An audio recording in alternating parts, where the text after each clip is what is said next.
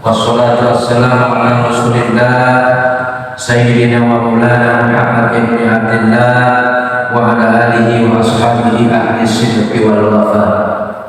Subhanaka la ilma lana illa ma 'allamtana innaka antal alimul hakim. Allahumma anfa'na bima 'allamtana wa 'allimna ma yanfa'una wa zidna 'ilma. Allahumma arinal haqqal haqqa warzuqna ittiba'ah wa arinal batila batila warzuqna ijtinaba. Wa la haula wa la quwwata illa billah.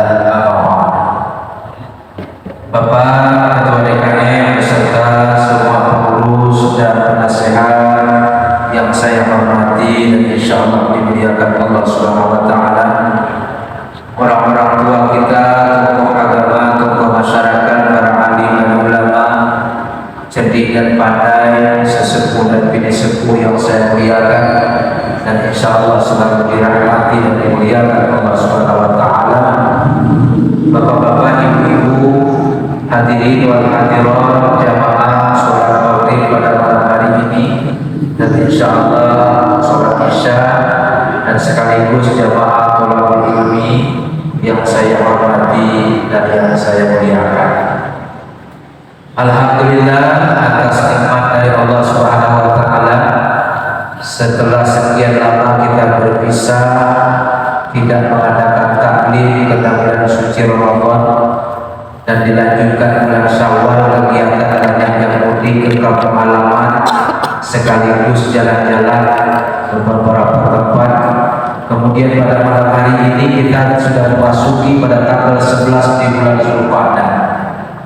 Artinya lebih kurang 2 bulan setengah kita tidak mengadakan taklim, yaitu rutin sebagaimana biasanya. Alhamdulillah pada malam hari ini kita masih bisa bersua, bersilaturahim dan bertolak ilmi karena Allah masih memberikan nikmat berupa umur, usia ataupun kesempatan kepada kita. Semoga saja nikmat usia, umur dan kesempatan yang Allah berikan kepada kita itu dapat kita manfaatkan dengan sebaik-baiknya agar nanti saat kita berada di akhirat bukan termasuk bagian daripada orang yang menyesal. Karena akhirat itu banyak tempat orang yang menyesal. Maka mungkin sering saya sampaikan bahwa kehidupan dunia ini adalah tempat meninggal, akhirat itu tempat tinggal, hidup itu tempat beramal, kubur itu tempat disoal, surga itu negeri asal, akhirat itu tempat orang menyesal. Jadi orang yang menyesal di akhirat itu terutama penduduk neraka karena Allah berikan kesempatan, diberikan umur tapi tidak dimanfaatkan dengan sebaik-baiknya. Umur berlalu begitu saja tapi amalan gak nama-nama. Umur semakin tinggi tapi amalan gak nama tinggi. Oleh karena itulah jangan sampai kita bagian dari orang yang menyesal. Sebab apa? Terutama kita yang maaf, yang umurnya sudah di atas 40 tahun.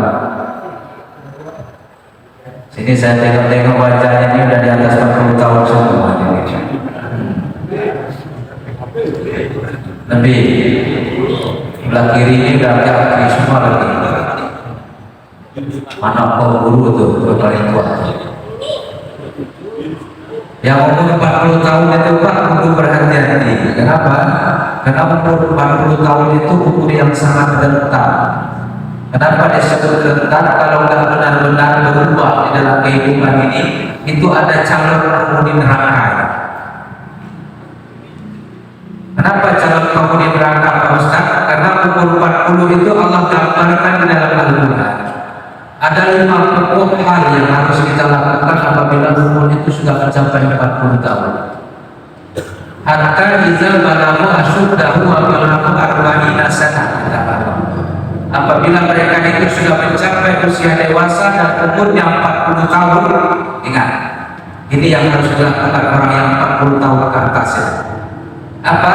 Rabbi auzi'ni an ashkura nikmataka allati an'amta alayya wa ala walidayya. Ya Allah, berikan aku petunjuk agar aku bisa bersyukuri nikmat yang Kau berikan kepadaku dan nikmat yang Kau berikan kepada kedua orang tua. Apabila umur 40 tahun Pak masih belum pandai bersyukur, itu calon penghuni neraka. Calon Pak. Mau kemana lagi coba kalau udah 40 tahun belum juga bersyukur itu. Kemudian yang kedua, setelah kita bersyukur nikmat yang diberikan kepada kita dan nikmat bersyukur diberikan kepada orang tua kita, wa aslihni fi dzurriyyati, kemudian mengerjakan kebaikan yang bisa diwariskan kepada anak cucu. Jadi makanya Pak, kita tak boleh jadi orang soleh sendiri, pintar-pintar sendiri, soleh-soleh sendiri, alim-alim sendiri, rajin ke masjid sendiri, rajin baca Quran sendiri, gak ada diwariskan ke anak cucu. Bahaya Pak. Jangan-jangan bekal kita untuk masuk dalam surga itu gak cukup, dorongan dari orang yang di belakang gak ada lagi. Kalau saya tanya ini, yakin gak Bapak? Udah cukup belum bekal yang untuk masuk surga ini? Yakin gak? Ragu-ragu kan?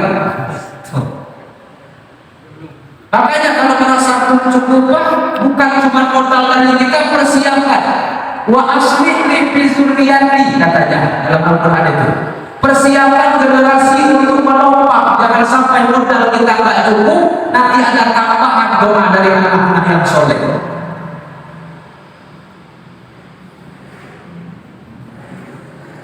Yang ketiga, amalan yang diridhoi. Jadi kalau umur 40 tahun itu pekerjaannya Pak yang diridhoi Allah saja lah. Yang tak diridhoi Allah jangan dikerjakan.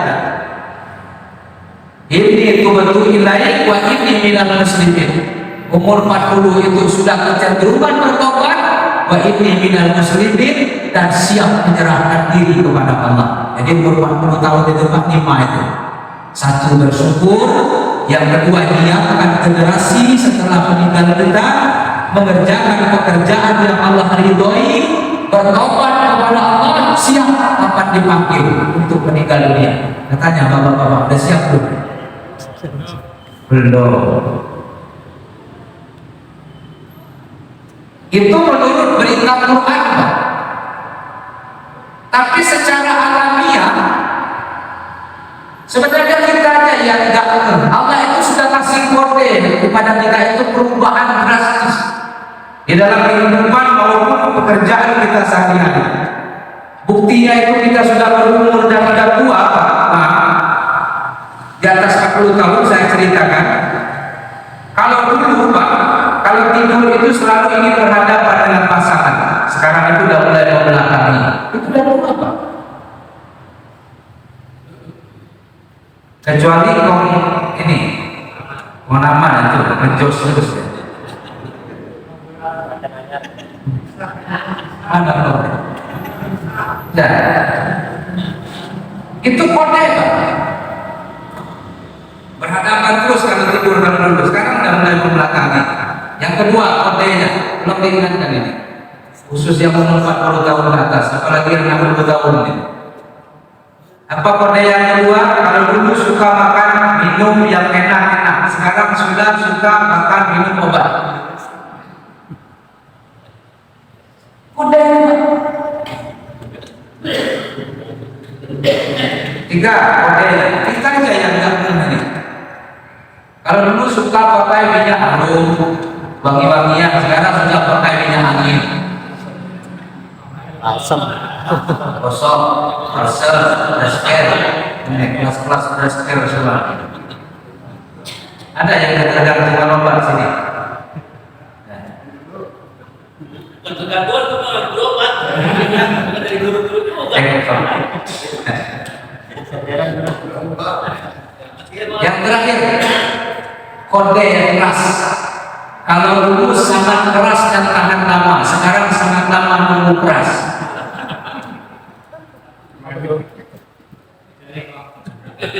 Kecuali siapa? Kode.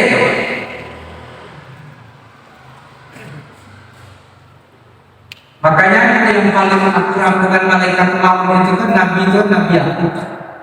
Yakub itu CS-an dengan malaikat maut. Kalau saya nggak mau CS-an dengan malaikat maut. Kata Nabi Yakub, malaikat maut, kita kan temenan nih.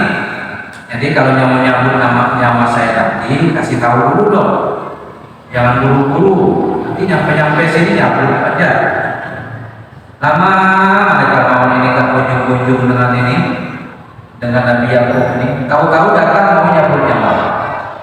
Apa kata Nabi Yakub ini? Malaikat maut, kamu udah saya bilang dulu dengan kamu.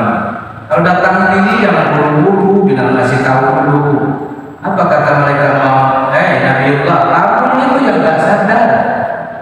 Berita dari saya itu udah banyak. Dulu rambut kamu itu kan hitam semua, sekarang udah memutih. Itu berita dari saya. Dulu kaki kamu itu tegak, sekarang kamu berdiri gak tahan lama. Itu berita dari saya. Dulu gigi kamu itu putih. Sekarang rontok, bahkan sudah banyak yang hilang, ada pun sudah kuning semua. Itu berita. Kitanya yang gak benar ya Pak. Jadi Pak, yang umur 40 tahun ke atas ya.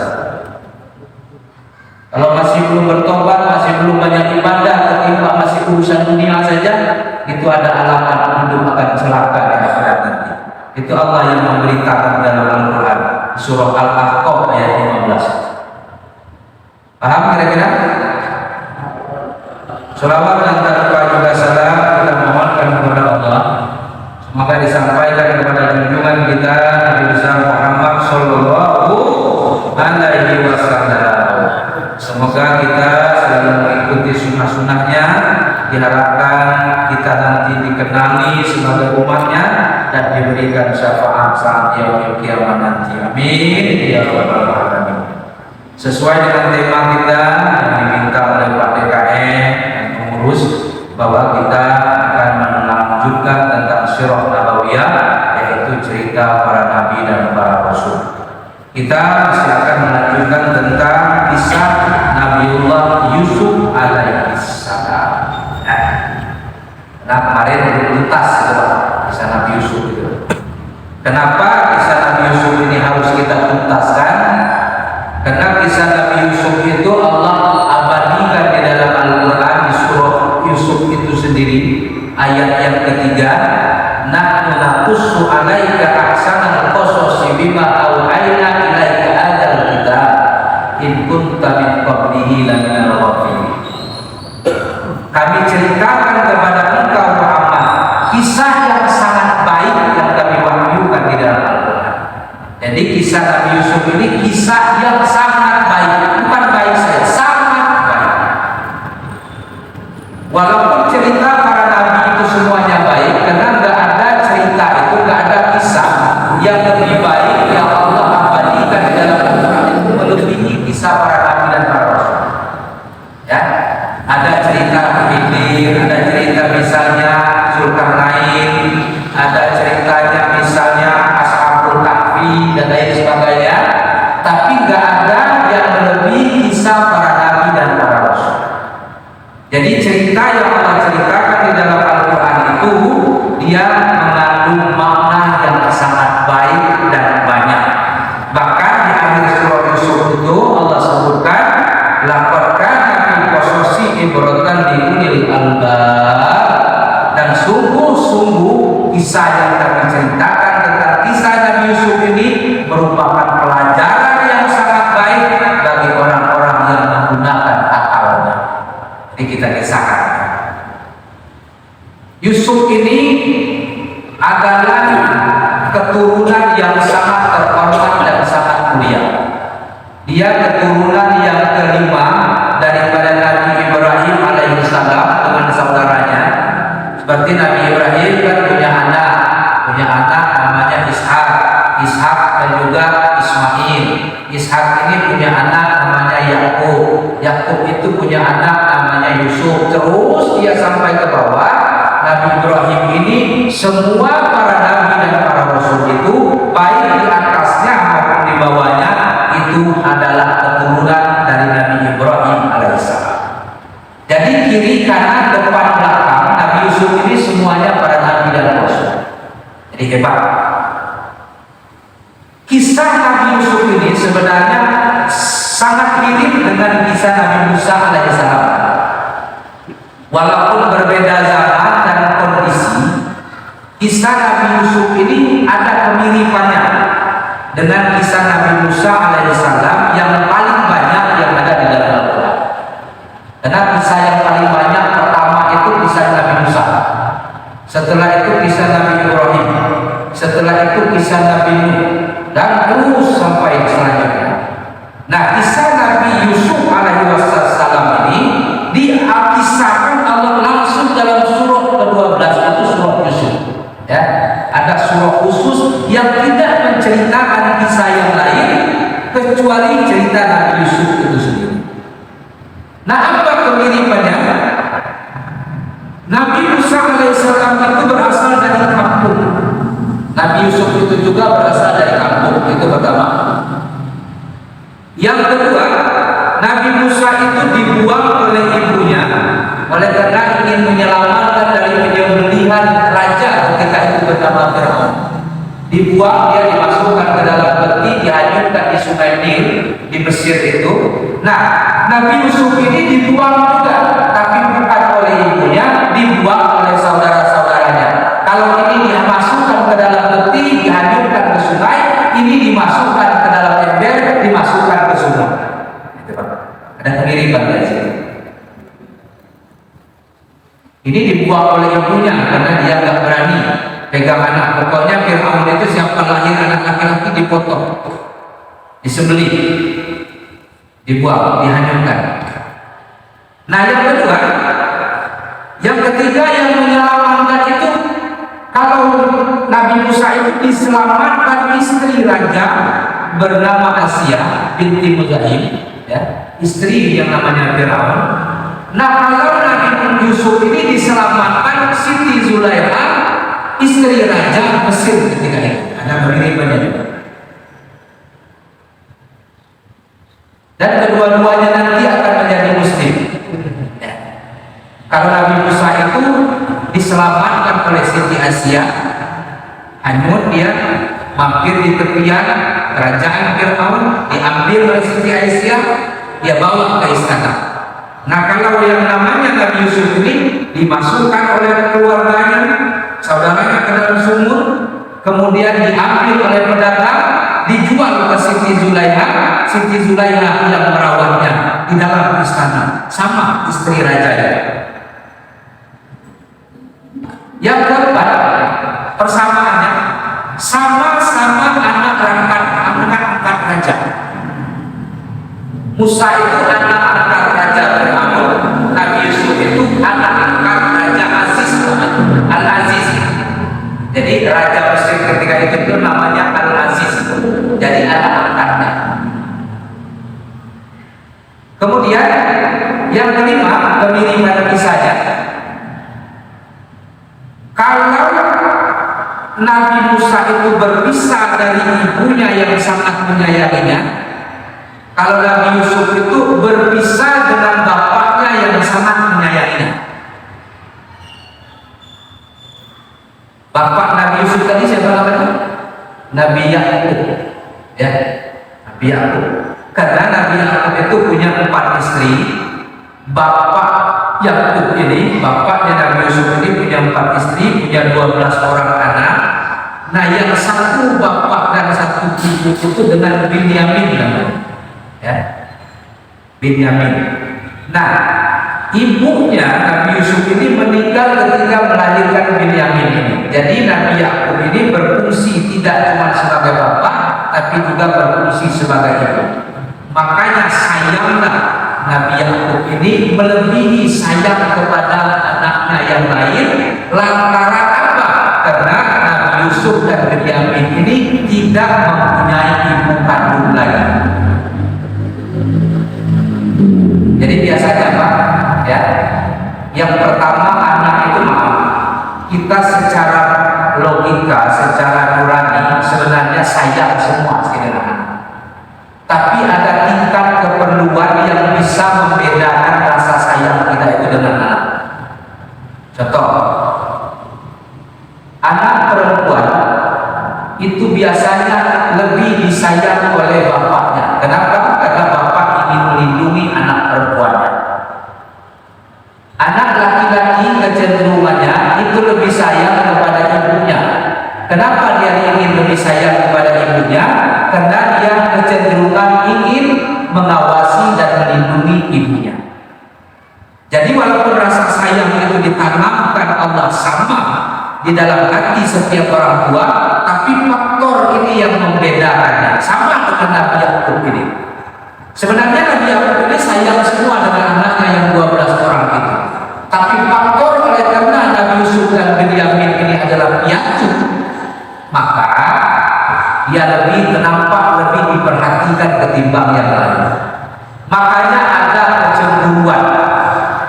kecemburuan daripada keluarga ataupun saudara Nabi Yusuf alaihissalam ini. Nah, yang menariknya kisah Nabi Yusuf ini bahwa diceritakan di dalam surah Yusuf itu awalnya itu bercerita tentang mimpi. Ayat keempat. Tengahnya itu bercerita tentang mimpi. Ayat 36. Terus di atasnya lagi ayat 43 bercerita lagi tentang mimpi. Cuma di surah Yusuf ini yang menceritakan kisah mimpi yang menjadi kenyataan langsung dan diceritakan ketika itu. Nah, cerita inilah menjadikan pelajaran. Ini yang pertama, kisahnya menarik Nabi Yusuf. Yang kedua, di dalam surah Yusuf itu ada 5 kali Allah sebutkan kalimat muhsinin. Muhsinin itu orang yang suka berbuat baik. Jadi semua yang dilakukan oleh Nabi Yusuf itu adalah pekerjaan baik. Muhsinin. Ini yang menariknya. Yang ketiga lagi, cerita Nabi Yusuf itu terukur mulai dari saat kecil, menginjak remaja, menjadi dewasa, kemudian tinggal di istana, digoda oleh istri raja, masuk dia ke dalam penjara, kemudian diangkat jadi perdana menteri, menjadi orang yang terhormat, kembali berkumpul di dalam keluarganya. Nabi Yakub yang saat itu buta kembali melihat lagi dengan mencium bajunya Nabi Yusuf. Kemudian Nabi Yusuf mengambil semua saudaranya, termasuk Nabi Yakub, pindah ke negeri Mesir. Semuanya itu diabadikan Allah langsung secara rinci di dalam satu surah yang namanya surah Yusuf. Itu hebatnya. Jadi kalau cerita Nabi Musa ada di Al-Baqarah, ada masuk di Al-Imran, ada masuk di Al-Qasas, ada masuk lagi di Al-A'raf, ada masuk lagi di Al-Anbiya, ada masuk lagi misalnya di surah Al-Hijr. Bahkan hampir di semua surah kisah Nabi Musa itu ada. Dan ceritanya itu hampir sama mirip. Nah, tetapi Nabi Yusuf ini diceritakan secara rinci, mulai dari kecil sampai dia menjadi orang yang sukses, menjadi perdana menteri di Mesir ketika itu. Dia terinci, Pak. Makanya disebutkan ceritanya dan termasuk yang paling baik yang ada di dalam Al-Quran. Selanjutnya, yang perlu kita ketahui tentang kisah Nabi Yusuf alaihi wassalam ini, bahwasanya yang paling mendetil tentang kisah Nabi Yusuf ini di surah Yusuf ayat yang ke-21. Wa qala allazina ashtarahu min misra'in aqra'atihi akrimi maswadun asa ayyan fa'ana aw natakhizuhu walada wa kadzalika makanna li Yusufil ardi linu'allimahu min ta'wilil ahadits wallahu ghalibun ala amri walakinna aktsarun nasi la ya'lamun. Dan orang Mesir itu, raja Mesir itu membelinya. Jadi Nabi Yusuf itu dibeli oleh Raja Mesir yang termasuk istrinya bernama Zulaikha. Maka Raja Mesir itu berkata kepada istrinya, bukankah kepadanya berikan kepadanya tempat pelayanan yang baik? Boleh jadi nanti dia bermanfaat kepada kita, atau kita pungut dia sebagai anak angkat. Demikian pula kami memberikan kedudukan yang baik kepada Yusuf di muka bumi Mesir, dan agar kami ajarkan kepadanya takbir mimpi. Dan Allah berkuasa terhadap urusannya, tapi kebanyakan manusia tidak mengetahui. Ini maksudnya begini, Pak. Ini yang paling mendasar yang kita sering salah. Ini menjelaskan bahwa sebelum kita mendapatkan kedudukan di muka bumi, terlebih dahulu kita harus mendapatkan kedudukan di hati manusia. Ini yang salah, yang sering kita over, yang ingin potong kompas. Kita ingin terhormat di mata manusia di muka bumi, tapi kita tak pernah pandai mengambil hati manusia. Nah, Nabi Yusuf alaihissalam ini ditarik oleh Raja Mesir, dijadikan anak angkat, kemudian dibeli oleh Raja Mesir, kemudian tinggal di istana oleh karena kepribadian Nabi Yusuf ini yang sangat baik dan cakep. Ini yang sering kita lupakan, Pak. Ini yang paling mendetail tentang kisah Nabi Yusuf ini. Jadi Nabi Yusuf ini mengambil hati istrinya Aziz dulu, mengambil hatinya Aziz dulu, baru Aziznya mengambilnya sebagai anak dan dimuliakan, menggantikan kedudukan sebagai raja atau perdana menteri ketika itu. Maksud dari ayat ini Allah jelaskan, kira-kira seperti ini, Muslim Ansori, kamu itu kalau ingin berharga di pandangan manusia, ingin berharga di muka bumi, ambil hati manusia dulu dong. Jangan pura-pura jadi orang hebat. Kita tahu-tahu maunya lol, tahu-tahu ingin jadi orang hebat, gak mau merintis dari jalan bawah dulu, tahu-tahu ingin jadi orang terhormat, tapi kita gak pernah mengambil hati orang agar orang itu menjadi berwibawa. Jadi kita ini berwibawa di hadapan manusia. Ini gak pernah kita ambil. Ini yang dilakukan oleh Nabi Yusuf. Ini cerita yang pertama. Kemudian Nabi Yusuf ini diberikan kemuliaan oleh Allah Subhanahu wa taala bisa menafsirkan mimpi. Artinya dia punya keahlian. Tapi keahlian yang diperoleh oleh Nabi Yusuf, diberikan karunia oleh Allah ini, digunakannya untuk berdakwah, baik itu di dalam penjara. Kalau kita keahlian yang kita gunakan itu, kepintaran yang kita miliki itu, seringkali kita gunakan bukan untuk berdakwah, bukan untuk mengajak kepada kebaikan, untuk mencari keuntungan, dan tidak jarang kepintaran kita itu menyesatkan orang. Nabi Yusuf itu di penjara masih berdakwah karena dia punya keahlian sebagai pentakwil mimpi. Dia bisa menerjemahkan mimpinya. Di penjara masih berdakwah dia. Dari kisah yang kedua, dari keutamaan kisah Nabi Yusuf ini, semua keahlian yang Allah berikan kepada kita, gunakan itu untuk ladang dakwah, mengajak kepada kebaikan. Apapun profesinya, sebagai guru misalnya, sebagai pelayan masyarakat, sebagai DKM, sebagai RT, sebagai orang tua, sebagai ustaz, sebagai orang terkemuka. Jadi digunakan pemberian Allah yang dilebihkan atas sebagian orang lain itu untuk mengajak kepada kebaikan. Sebenarnya kita ini Pak berbeda posisi saja, ya? Tapi semuanya punya kelebihan masing-masing. Yakin nggak Bapak? Punya Bapak ini punya kelebihan di bidang ini punya kelebihan di bidang ini punya kelebihan di bidang ini. Gak ada orang itu yang gak punya kelebihan, Pak. Plus gak ada orang yang gak punya kekurangan. Jadi gunakan kelebihan itu untuk menutupi kekurangan yang ada pada orang lain. Itu intinya, Pak.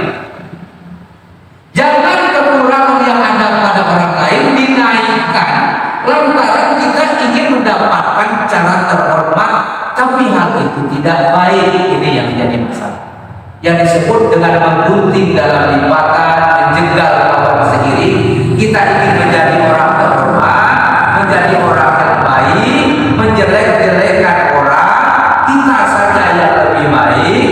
Inilah yang tidak baik. Padahal Nabi Yusuf diajarkan oleh Allah di dalam penjara, kamu itu punya kelebihan Yusuf, berdakwahlah dalam penjara karena kamu bisa bertakluk. Ini kelebihan semua. Apalagi di sini profesinya beda-beda, masya Allah. Ini orang hebat semua sih. Ya.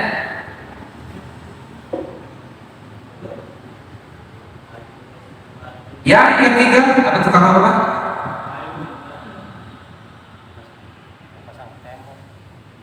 Yang ketiga, kisah yang paling menarik dari kisah Yusuf ini,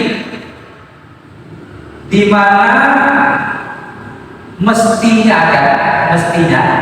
saudara-saudara Nabi Yusuf ini kan udah ketahuan salah, kan meminta maaf itu dengan Yusuf. Karena dia udah salah, dan dibuang adiknya masuk ke dalam sumur dan mau dibunuh, dibuang begitu saja. Begitu Nabi Yusuf alaihissalam ini sudah menjadi raja di Mesir, kumpul dengan saudara-saudaranya. Lantas saudara-saudaranya itu kan berat untuk meminta maaf dengan adiknya. Itu Allah abadikan di dalam Al-Quran surah Yusuf. Kenapa itu, Pak? Ini jadi keberatan, jadi masalah manusia. Banyak di antara kita ini merasa tua gitu, Pak. Jauh lebih terhormat walaupun kita salah.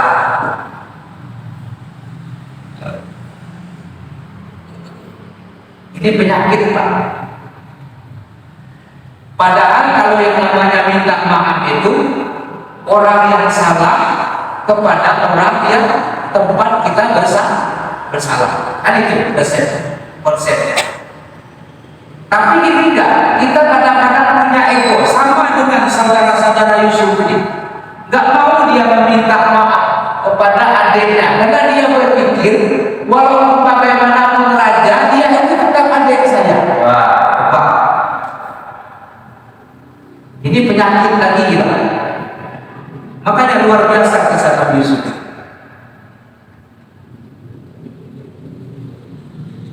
Mestinya kalau kita salah, walaupun kita posisinya tua, masih tetap kita harus minta maaf dengan orang.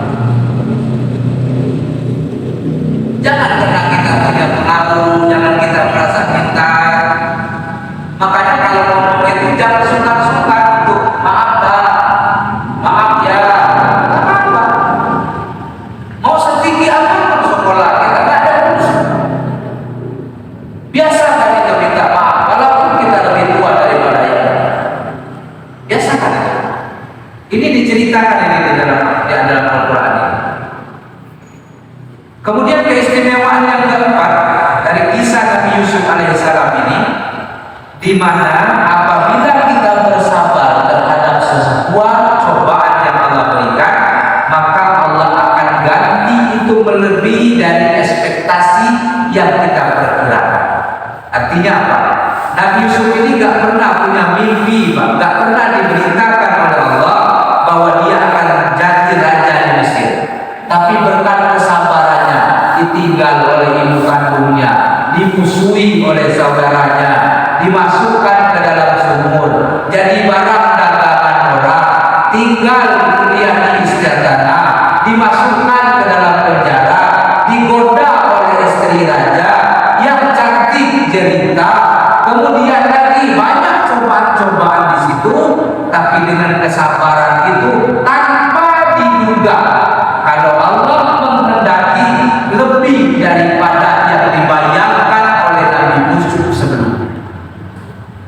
Artinya apa? Kalau seandainya ada cobaan yang mendera kehidupan kita, apakah itu masalah anak, apakah itu masalah ekonomi, apakah itu masalah orang yang gak senang dengan kita, apakah itu masalah pekerjaan, apakah itu masalah amanah, sepanjang kita berada di garis yang benar, yakinlah Pak bahwa Allah akan mengganti semua rasa kesabaran kita itu dengan sesuatu yang tidak pernah kita bayangkan. Itu kunci. Tapi memang itu butuh waktu, butuh waktu, butuh kesabaran, itu butuh waktu. Kenapa? Para nabi dan para rasul itu kan adalah orang yang sangat dekat dengan Allah. Gak ada manusia itu yang lebih dekat dengan Allah kecuali para nabi dan para rasul. Tapi kenapa semua nabi dan para rasul itu diuji oleh Allah dengan cobaan yang berlipat ganda? Apalagi yang masuk kategori ulul azmi itu, minar rasul itu ada 5 itu. Nabi Nuh alaihissalam, Nabi Ibrahim alaihissalam, Nabi Musa alaihissalam, Nabi Isa alaihissalam, Nabi Muhammad sallallahu alaihi wasallam. 5 itu Pak, ya Allah, ya Rabb, cobaan yang luar biasa. Tapi kedudukannya ya yang diberikan oleh Allah. Contoh Nabi Nuh, apa yang Allah berikan kedudukan Nabi Nuh itu? Nabi Nuh itu adalah orang yang pertama yang dikaruniai oleh Allah sebagai orang yang mengajak kepada kebaikan. Jadi Rasul pertama itu Nabi Nuh, dan dia langsung yang Allah instruksikan untuk membuat sesuatu yang langsung seperti kendaraan kapal. Kita jangan saya aja misalnya kata Pak RW ini pandai misalnya, Pak Ustadz bikin ini Pak Ustadz, saya kasih kayak gini, ini contohnya luar biasa, senang saya. Coba. Apalagi ini Allah yang langsung instruksikan, Nuh, kamu buat perahu Nuh, bahannya dari kayu dan paku Nuh, buat seperti ini, tempatnya di sini, nanti kamu akan berlabuh di sini, yang naik ini jumlahnya begini Nuh, nanti sertakan orang sepasang Nuh, nanti kamu akan berlayar Nuh sampai ke Bukit Judi Nuh, anakmu akan ditinggalkan Nuh, istrimu akan ditinggalkan Nuh, dia bagian dari orang yang durhaka. Allah instruksikan langsung untuk berlayar. Istimewa itu. Nabi Musa langsung bercakap-cakap dengan Allah di Bukit Tursina. Istimewa lagi. Langsung ngomong dengan Allah. Tapi cobaan Nabi Musa itu luar biasa. Makanya ceritanya paling banyak di dalam Al-Quran itu. Karena Nabi Musa itu menghadapi umat yang sangat nyeleneh. Apa itu umat nyeleneh? Umat Yahudi. Nyeleneh. Yang ketiga Nabi Ibrahim, cobaannya luar biasa. Berpisah dari anak, berpisah dari istri, sampai 4 negara hijrah. Kemudian tempat tinggalnya pun berpindah-pindah. Begitu sayangnya dengan anak, lama tak dapat anak. Kemudian berdoa sampai 80 tahun baru dapat anak. Lahir anak disuruh mau disembelih. Kemudian tinggal lagi berpisah. Tapi apa yang diberikan oleh Allah? Sampai sekarang nama Nabi Ibrahim itu disebut semua orang. Kita sholat tak pernah menyebut nama Ibrahim. Ada apa baca? Ada? Nabi Isa. Nabi Isa itu umurnya pendek, tapi lihat, cuma saja mereka itu salah dalam menghormati. Disebut orang terus, termasuk kita ini. Lalu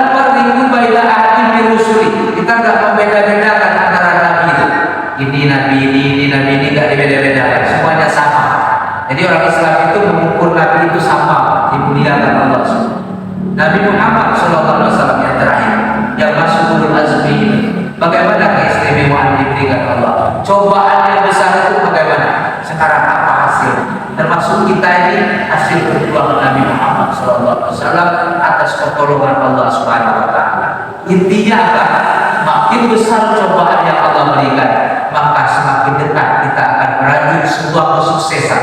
Ingat ini.